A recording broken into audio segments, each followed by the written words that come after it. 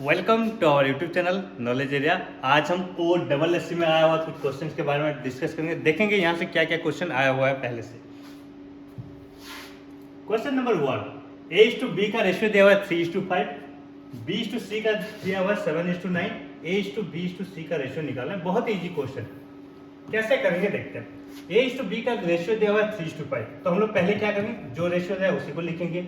और B is to सी कितना दिया हुआ है 7:9, तो बी के नीचे हम लोग बी का रेशियो लिखेंगे। कितना लिखेंगे 7 और उसके बाद 9। ये हो गया हम लोग का ए, फिर आया बी, फिर आया सी। अब लोग क्या करोगे, यहाँ पे जो नंबर्स देख लो 5 देख लो, 5 के साइड में 5 लिख दोगे। यहाँ पे 7 देख लो, 7 के साइड में 7 लिख दोगे। और मल्टीप्लीकेशन तो आता ही होगा आप लोगों को, सिंपली मल्टीप्लाई करोगे। किसको मल्टीप्लाई करना है देखिए, 3 और 7 को मल्टीप्लाई करेंगे, ये बनेगा हम लोग 21। 5 और 7 को मल्टीप्लाई करेंगे 35, और 5 और 9 को मल्टीप्लाई करेंगे 45। तो कितना हो गया हम लोग का ए बी सी का रेशियो 21, 35 और 45। तो कौन सा ऑप्शन सही होगा, ऑप्शन नंबर डी हो जाएगा यहाँ पे करेक्ट। ठीक है, फिर बढ़ते हैं हम लोग नेक्स्ट क्वेश्चन की तरफ। क्या दिया हुआ है क्वेश्चन देखते हैं।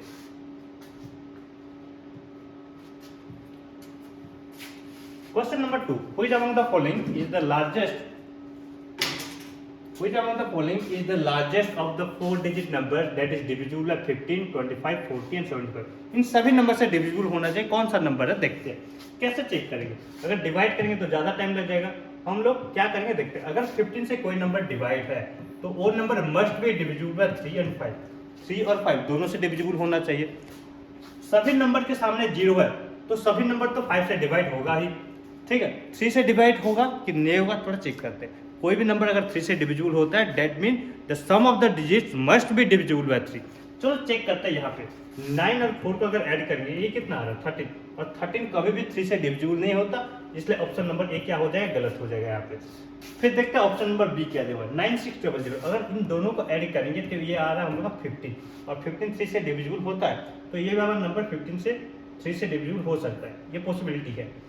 9800, इन दोनों को अगर ऐड करेंगे तो ये आएगा 17। 17 कभी भी 3 से डिविजिबल नहीं होगा, तो ये वाला ऑप्शन भी क्या हो जाएगा, गलत हो जाएगा। लास्ट ऑप्शन चेक करते हैं 99। 9 और 9 को अगर ऐड करेंगे तो ये आता है हम लोग का 18 तो 3 से डिविजिबल होता ही है, तो ये भी बी और डी 15 से डिविजिबल होगा। अच्छा, बाकी नंबर से हम लोग चेक करेंगे, देखते हैं। मैं 25 से चेक नहीं कर रहा, 40 से चेक कर रहा हूँ। 40 को अगर हम लोग ध्यान से देखेंगे तो 4 × 10 हो रहा है, 4 × 10 हो रहा है। तो अगर 40 से डिवाइड हो रहा होगा तो 4 से भी डिवाइड होना चाहिए और 10 से भी डिवाइड होना चाहिए। अगर ये वाला नंबर को अगर हम लोग ध्यान से देखें 9600, ये 40 से डिवाइड हो जाएगा। कैसे देख लो, 9600 अगर 40 से डिवाइड करेगा 0 0 तो कटेगा, 24 4 जा होता है 96, तो 240। ये देख के पता चल रहा है ऑप्शन नंबर बी हो जाएगा करेक्ट। और अगर आप लोग चाहोगे, अगर डी को आप लोग डिवाइड करना चाहोगे तो ये 40 से डिवाइड नहीं होगा। ठीक है, तो इस वाला ऑप्शन को हम लोग एलिमिनेट कर सकते हैं यहाँ पे। तो ऑप्शन नंबर डी क्या हो जाएगा, गलत हो जाएगा। ठीक है, फिर बढ़ते हैं हम लोग नेक्स्ट क्वेश्चन की तरफ। इवैल्यूएट, इसका वैल्यू निकालना है, कैसे निकालेंगे देखते हैं। बहुत इजी क्वेश्चन है। 0.01 प्लस 0.0064 दिया हुआ। अच्छा, ये तो 0.01 है, 0.0064 दिया हुआ है। 64 का स्क्वायर रूट कितना होता है, 64 का स्क्वायर रूट आता है हम लोग का 8। और पॉइंट के बाद अगर 4 डिजिट है, अगर हम लोग उसका स्क्वायर रूट निकालेंगे तो पॉइंट के बाद 2 डिजिट रहेगा। 8 तो एक डिजिट आ गया, उसके पीछे में 0 लिखूंगा तो ये 0.08 आ गया, और इसका whole square root divided by 0.01 × 0.3 है। चलो इसको हम लोग ऐड करके देखते हैं। 0.01 प्लस 0.08 कितना होगा, ये आएगा हम लोग 0.09। इसका स्क्वायर रूट डिवाइडेड बाय 0.01 × 0.3, 0.09। 9 का स्क्वायर रूट तो पता है हम लोग को, 9 का स्क्वायर रूट होता है 3, और पॉइंट के बाद 2 डिजिट है, तो अगर स्क्वायर रूट निकालेंगे तो पॉइंट के बाद बचेगा 1 डिजिट, तो ये बनेगा हम लोग का 0.3, और नीचे हम लोग का 0.01 × 0.3 है। तो ये दो तो हम लोग का कैंसिल हो गया, 0.3 0.3, तो 1/0.01 आया अभी हम लोग के पास। अगर इसका वैल्यू हम लोग देखें तो कौन सा ऑप्शन सही होगा, देख लो यहाँ पे ऑप्शन नंबर सी हो जाएगा सही। कैसे देख लो, 1/0.01 को हम लोग लिख सकते हैं 1/100। पॉइंट के बाद 2 डिजिट है तो हम लोग का नीचे रहेगा 100, तो 1/1/100 कितना बनेगा, 100 आएगा, जो कि ऑप्शन नंबर सी है यहाँ पे। फिर देखते हैं हम लोग next question. A fix deposit of ₹50,000 in A bank, कितना डिपॉजिट कर रहे हैं? 50,000 हम लोग डिपॉजिट कर रहे हैं। तो यहाँ पे हम लोग का प्रिंसिपल मिल गया कितना? 50,000 इन बैंक एंड इंटरेस्ट ऑफ ₹7,245, ये हम लोगों का इंटरेस्ट मिल गया। इंटरेस्ट कितना दिया हुआ है? 7,245 एट 7% इंटरेस्ट। तो यहाँ पे हम लोग ये रेट ऑफ इंटरेस्ट मिल गया। कंपाउंडेड एनुअली हम लोग को कंपाउंड इंटरेस्ट मिला है कितना? 7,245 रुपए। What is the time period, क्या पूछा यहाँ पे? टाइम निकालना है हम लोगों को। कैसे निकालेंगे टाइम? देखते हैं। कंपाउंड इंटरेस्ट कैसे निकालते हैं हम लोग? देखो कंपाउंड इंटरेस्ट क्या होता है? इंटरेस्ट का इंटरेस्ट लगता है वहां पे। तो कितना साल में उसका इंटरेस्ट 7,245 रहा होगा, हम लोग चेक करना है। प्रिंसिपल कितना है? 50,000। इसमें हम लोग को 7% इंटरेस्ट निकालना। तो फर्स्ट ईयर में इंटरेस्ट कितना बनेगा? इसका 7%। 7% कितना होगा? जब भी आप लोग परसेंटेज में कैलकुलेट करोगे किसी भी नंबर्स को, 50,000 का 7%, तो क्या होगा? 50,000 का 7%। 7% मतलब 7% होता है 7/100। तो इसके साथ अगर हम लोग 7/100 मल्टीप्लाई कर देंगे तो 50,000 का 7% निकल आएगा। तो आप लोग डायरेक्ट कैसे कैलकुलेट करोगे? आप लोग क्या करोगे? इसका 2 जीरो को काट दोगे और इसका 2 जीरो काट दो और सिंपली 7 को 500 के साथ मल्टीप्लाई कर दो, जितना आ जाएगा वही होगा उसका 7% इंटरेस्ट। तो इतना काम नहीं करके आप लोग क्या करो? इसका 2 जीरो को हटा दो और 500 के साथ 7 को मल्टीप्लाई कर दो, तो बचेगा हम लोग कितना? 3500, इतना ही आएगा। ये फर्स्ट ईयर का इंटरेस्ट हो गया। फिर सेकंड ईयर का इंटरेस्ट देखते हैं। सेकंड ईयर का इंटरेस्ट कितना होगा? ये जो दिया हुआ है 50,000, उसका पहले 7% इंटरेस्ट निकाल लेते हैं, तो वही तो आएगा हम लोग 3500। फिर हम लोग का क्या होता है? इंटरेस्ट का इंटरेस्ट लगता है, और इंटरेस्ट पहले से कितना आया हुआ? इंटरेस्ट पहले से आया हुआ है हम लोग का 3500। फिर इसका इंटरेस्ट लगेगा 3500 का इंटरेस्ट कितना होगा? इसका फिर हम लोग 7% निकालना पड़ेगा। और मैं आपको पहले से बोल रहा था, क्या बोला था? अगर आप लोग इन परसेंटेज कैलकुलेट करो तो 2 जीरो को हटा दो, इसके साथ 7 को मल्टीप्लाई कर दो, तो 7 × 35 कितना होता है? 7/5 जो होता है हम लोग 35, 7 3 21 + 4 आएगा 245। अभी हम लोग कितना चाहिए इंटरेस्ट? 7,240। कितना दिन में आ रहा है? अगर इस सभी को ऐड करेंगे तो देखते हैं इतना आ रहा है कि नहीं आ रहा। 3500 ये आ रहा है हम लोग का 7,000 और ये 245। तो देख लो 7,245 कितना साल में आ रहा है? 2 साल में आ रहा है। तो इसलिए ऑप्शन नंबर ए क्या हो जाएगा? यहाँ पे सही हो जाएगा। फिर बढ़ते हैं हम लोग नेक्स्ट क्वेश्चन की तरफ, देखते हैं क्या क्वेश्चन दिया हुआ है। Amar, Mithun and Satya started a business. क्या कर रहे हैं वो लोग? एक तो बिजनेस स्टार्ट कर रहे हैं, ठीक है, बाय इन्वेस्टिंग 54,000, 81,000 एंड 75,000 रेस्पेक्टिवली। वो लोगों का इन्वेस्टमेंट हम लोगों को दिया हुआ। इनिशियली कितना इन्वेस्ट किए हैं? कितना कितना इन्वेस्ट किए हैं? अमर, मिथुन एंड सत्या, 3 लोग हैं ना यहाँ पे। अमर इन्वेस्ट किया है यहाँ पे कितना? 54,000। ये इन्वेस्ट किया हुआ है यहाँ पे 81,000 और ये इन्वेस्ट किया हुआ है 75,000। If at the end of the year the total profit distributed, साल के एंड में वो लोग क्या किए? प्रॉफिट को डिस्ट्रीब्यूट किए। एंड मिथुन शेयर, मिथुन का शेयर कितना हुआ है यहाँ पे? 27,000। मिथुन को प्रॉफिट मिला है 27,000। Then what was the total profit? तीनों का टोटल प्रॉफिट कितना है ये हम लोग को निकालना है। कैसे निकालेंगे देखते हैं। ये हम लोग उनका इनिशियल इन्वेस्टमेंट दिया हुआ, मैं इन्वेस्टमेंट को रेशियो में कन्वर्ट कर रहा हूँ। रेशियो में कैसे कन्वर्ट करूँगा? कितना किसका शेयर कितना रहा होगा, तो मैं क्या कर रहा हूँ? रेशियो में अगर कन्वर्ट करूंगा तो जो कटेगा उसको पहले काट लेते हैं। यहाँ पे 3 जीरो है, यहाँ पे 3 जीरो है, यहाँ पे 3 जीरो, इसको पहले काट लिया मैं। बाकी जो नंबर बचा है कौन से नंबर से डिवाइड होगा? क्योंकि हम लोग रेशियो में कन्वर्ट करना है, सिंपलेस्ट फॉर्म में, मतलब उसको काट के छोटा नंबर बनाया। कौन सा नंबर से डिवाइड होगा? 54 है, 81, 75 है। सभी नंबर 3 से डिविजिबल हो सकता है। तो 3 से अगर डिवाइड करेंगे तो 54 को 3 से डिवाइड करेंगे आएगा 18, 81 को डिवाइड करेंगे तो आएगा 27, क्योंकि 27 3 जा होता है 81, और 75 को डिवाइड करेंगे तो ये आएगा हम लोग 25, 25 3 जा होता है 75। तो इन लोगों का रेशियो आ गया 18:27:25। तो हम लोग क्या दिया हुआ है यहाँ पे? मिथुन का शेयर दिया हुआ है। मिथुन का प्रॉफिट कितना दिया हुआ है? 27,000। अगर ये 27 इन्वेस्ट किया है तो उसका प्रॉफिट कितना मिल रहा है? 27,000। कितना मिला है? 27,000। तो तीनों का टोटल इंटरेस्ट, सॉरी, तीनों का टोटल प्रॉफिट कितना हुआ? तो तीनों का शेयर तुम लोग ऐड कर दो पहले। अगर हम लोग ऐड करेंगे तीनों का शेयर, 27, 18 और 25 को ऐड करेंगे तो कितना होगा? 27 + 18 कितना होता है? ये आता है हम लोग 20 + 45, 45 + 25 कितना हो जाएगा? ये आ जाएगा 70। तीनों को ऐड करेंगे तो 70 होगा। 27 मिल रहा है हम लोग को 27,000, तो 70 का वैल्यू कितना होगा? 70 का वैल्यू ऑब्वियसली 70,000 ही तो होगा। कौन सा ऑप्शन सही होगा? ऑप्शन नंबर बी हो जाएगा यहाँ पे करेक्ट। फिर बढ़ते हैं हम लोग नेक्स्ट क्वेश्चन की तरफ, देखते हैं क्या दिया हुआ। The sum total of the ages of the brother is 44. The sum of the total ages of 3 brother, 3 भाई का टोटल एज दिया हुआ कितना 44. The eldest is the 4 years older than the second. Eldest brother जो बड़ा भाई है second भाई से 4 साल बड़ा है, ये बोला है यहाँ पे. And while the second as is twice as the old as the youngest, और सेकंड भाई का एज कितना है छोटा भाई से उसका डबल है, दुगना है. What is the ages of the second brother, second brother का एज कितना है ये पूछा है यहाँ पे. 3 भाई ना, यहाँ पे मैं ए बी सी पकड़ के चल रहा हूँ, ए बी और सी 3 भाई है यहाँ पे. तो क्या बोला है यहाँ पे, सेकंड का एज ट्वाइस है, किसका ट्वाइस है, the ages of the youngest, youngest का ट्वाइस है सेकंड भाई का एज. अगर इसको हम लोग x पकड़ के चलेंगे तो ये उसका दुगना है, मतलब 2x आ जाएगा. आगे क्या बोला है, the eldest is the 4 years older than the second. Eldest मतलब ये C इससे 4 साल बड़ा है, तो इसका एज का 2x है, ये 4 साल बड़ा है तो इसका एज कितना बनेगा 2x + 4. और हम लोग क्वेश्चन क्या बोला है, the total ages is 44. Total age कितना दिया हुआ 44. अगर हम लोग इन तीनों को ऐड करेंगे तो इसका वैल्यू कितना होगा 44 होगा. ठीक है, ये तो बोला है यहाँ पे इन तीनों को ऐड करेंगे तो 44 होगा. तो सेकंड का एज कितना होगा, मतलब बी का एज निकालने के लिए बोला है यहाँ पे. देखेंगे कितना होगा, 2x हो गया 4x, 4x + x हो गया 5x. 5x + 4 का वैल्यू आ रहा है 44, तो 5x का वैल्यू आएगा हम लोग 44 से 4 को माइनस करेंगे तो ये आएगा 40. तो x का वैल्यू आएगा 40, 5 को डिवाइड करेंगे तो ये बनेगा हम लोग कितना 8.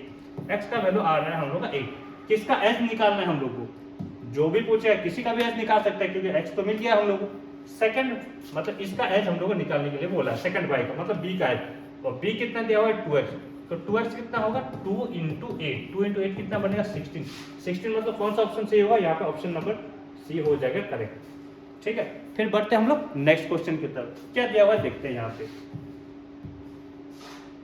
The angle of elevation of the top of a 60 metre tall tower from a point x on a level ground is 30 degree.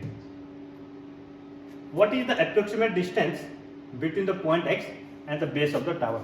ये एप्लीकेशन ऑफ ट्रिग्नोमेट्री से एक क्वेश्चन आया हुआ, क्या दिया हुआ देखते हैं. The angle of elevation, elevation मतलब जब हम लोग नीचे से ऊपर देखते हैं उसको बोला जाता है एंगल ऑफ एलिवेशन. और एंगल ऑफ डिप्रेशन किसे बोला जाता है, जब हम लोग ऊपर से नीचे देखते हैं उसको बोला जाता है angle of depression. The angle of elevation of the top of a 60 metre tall tower, एक टावर दिया हुआ है, टावर का हाइट दिया हुआ है कितना 60 metre, from a point x metre on a level ground. एक ग्राउंड है, ग्राउंड में एक तो पॉइंट है x, x से इसका डिस्टेंस हम लोग को निकालने के लिए बोला है. What is the approximate distance between the point x and the base of the tower. ये वाला x पॉइंट और इसका बीच का डिस्टेंस हम लोग को निकालना है. हम लोग को एंगल ऑफ एलिवेशन दिया हुआ है, एंगल ऑफ एलिवेशन कितना दिया हुआ है 30 डिग्री दिया हुआ है. 30 डिग्री मतलब यहाँ से अगर हम लोग ऊपर देखेंगे तो ये वाला एंगल बनेगा हम लोग 30 डिग्री. तो ये वाला तो निकालना है हम लोग को, बेस निकालना है यहाँ पे. दैट मीन परपेंडिकुलर और बेस का रिलेशन हम लोग को पूछा है. परपेंडिकुलर और बेस का रिलेशन क्या होता है, परपेंडिकुलर और बेस का रिलेशन होता है tan थीटा. क्या होता है tan थीटा.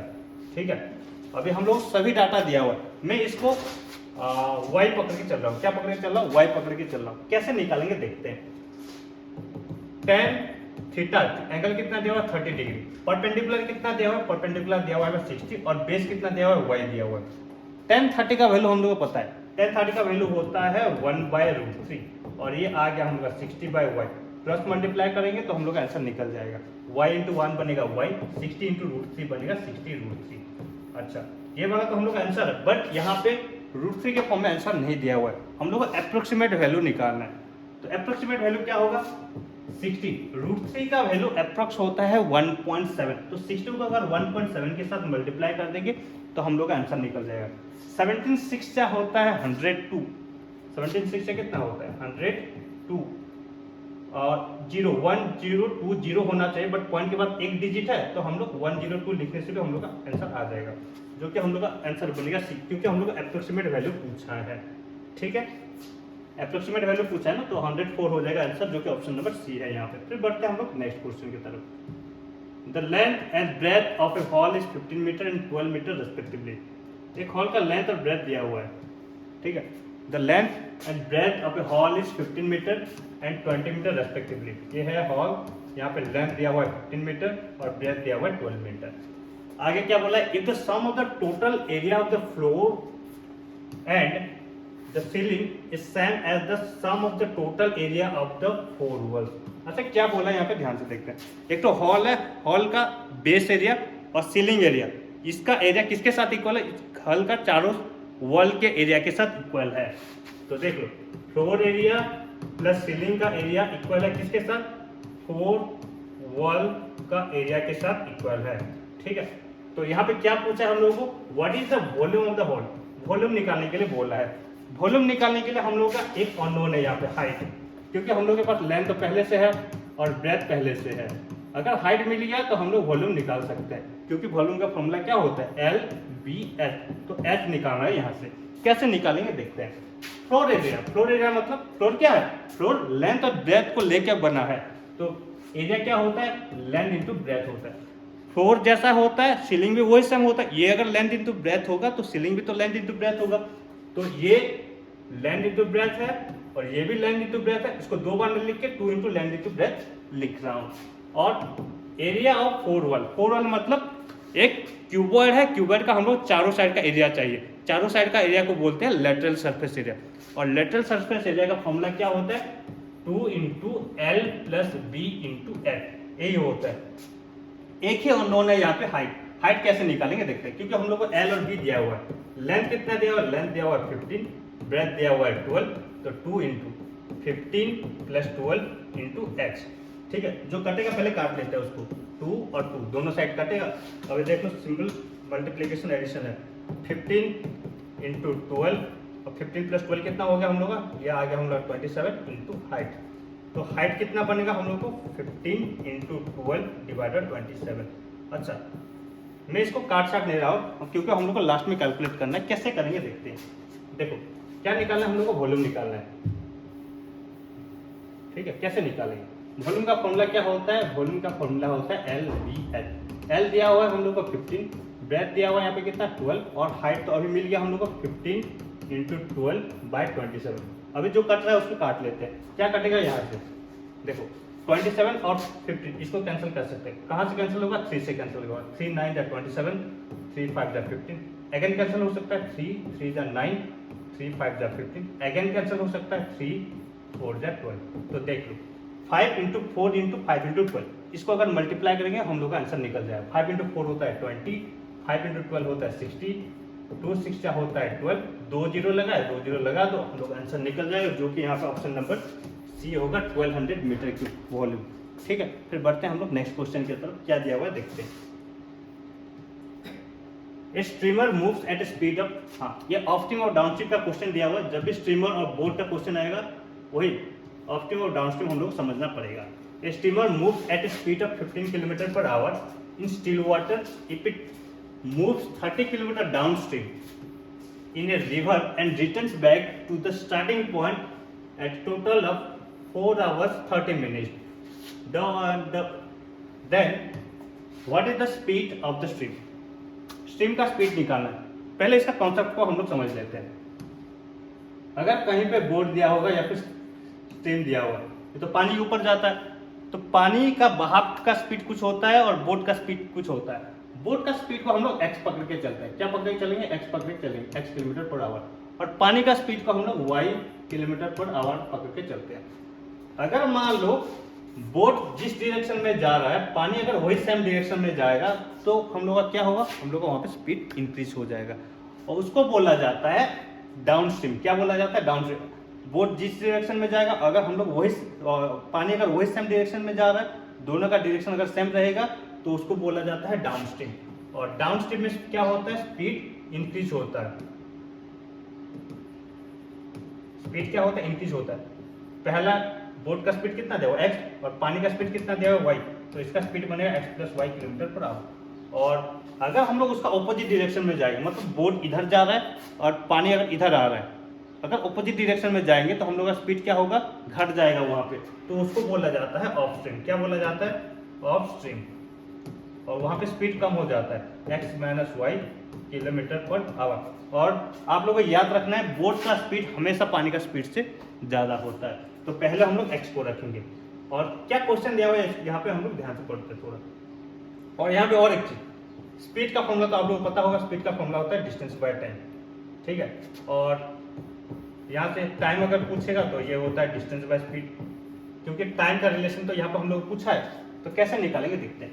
यहाँ पे बोला है streamer moves eight A speed of 15 kilometre per our. That means हम लोग को स्ट्रीमर मतलब यहाँ पे इसका स्पीड दिया हुआ, एक्स का स्पीड दिया हुआ, एक्स का स्पीड कितना दिया हुआ है, एक्स का स्पीड दिया हुआ है 15 kilometre per hour in still water. If it move 30 kilometre downstream, अगर वो 30 किलोमीटर डाउनस्ट्रीम जाएगा तो ऑब्वियसली रिटर्न जब करेगा उसका क्या होगा, वो तो अपस्ट्रीम की तरफ आएगा। डाउनस्ट्रीम जा रहा है, अपस्ट्रीम आ रहा है, और टोटल उसको कितना टाइम लग रहा है, 4 hour 30 minute. Then what is the speed of the stream, speed of the stream मतलब वाई निकालने के लिए पूछा है। कैसे निकालेंगे देखते हैं हम लोग। देखो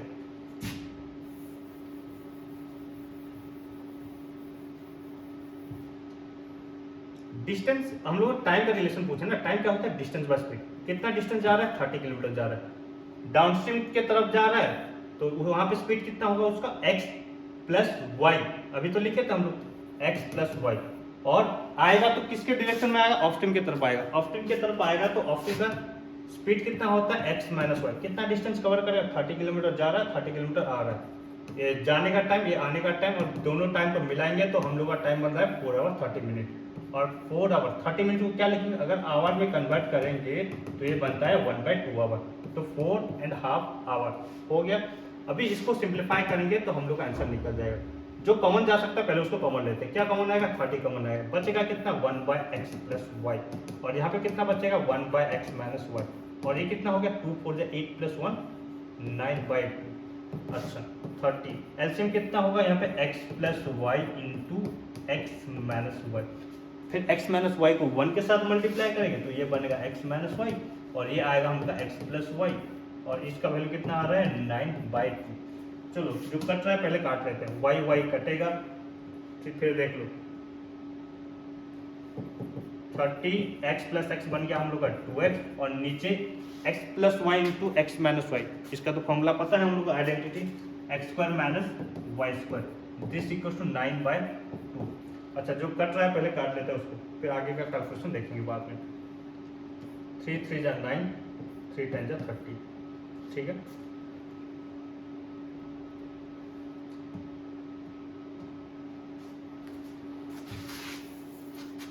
अभी देख लो यहाँ पे हम लोग आ रहा है 10 इंटू एक्स के जगह हम लोग क्या पुट करेंगे 15, तो 15 इंटू 2 कितना हो जाएगा, 15 इंटू 2 हो जाएगा हम लोग का 30, डिवाइडेड बाय एक्स के जगह क्या पुट करेंगे 15, और 15 का स्क्वायर कितना होता है 225, माइनस वाई को निकालना है तो यहाँ पे वाई स्क्वायर रहेगा, और यहाँ पे आया हम लोग का 3/2। जो कट रहा है फिर काट लेते हैं, 3 और 30 कटेगा, 3 1 जा 3, 3 10 जा 30, तो देख लो 225 माइनस वाई स्क्वायर इंटू यहाँ पे क्या है 1 है, तो यहाँ पे होगा 225 माइनस वाई स्क्वायर, और 2 इंटू 10 इंटू 10, 10 इंटू 10 होता है 100, 100 इंटू 2 बनेगा हम लोग का 200।